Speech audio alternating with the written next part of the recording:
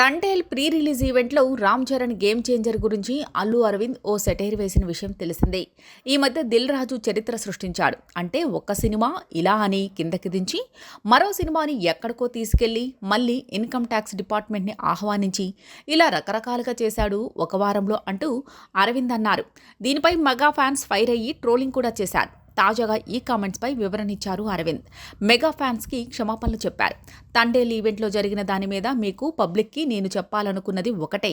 ఆ రోజు దిల్ రాజు గారిని ఆహ్వానిస్తూ ఆయన ఒక్క వారం రోజుల్లోనే కష్టాలు, నష్టాలు, ఇన్కమ్ ట్యాక్స్లు ఇవన్నీ అనుభవించారు అని పరిచయం చేయడానికి యథాలాపంగా ఉద్దేశపూర్వకంగా కాకుండా ఆ మాట అనాల్సి వచ్చింది. దానికి మెగా అభిమానులు చాలా ఫీల్ అయినట్టు ట్రోల్ చేశారు.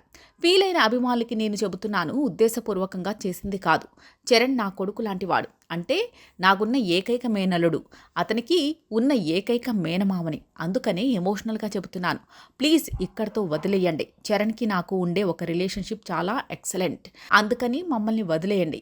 కేవలం పొరపాటున నేను దిల్ రాజు లైఫ్ గురించి చెప్పడానికి అది వాడాను, కానీ వాడి ఉండకూడదని తర్వాత అనిపించింది అంటూ అరవింద్ క్లారిటీ ఇచ్చారు. మరి అరవింద్ ఇచ్చిన ఈ వివరణలో మెగా ఫ్యాన్స్ శాంతిస్తారో లేక ఇంకా అలానే పోస్టులు చేస్తారో చూడాలి.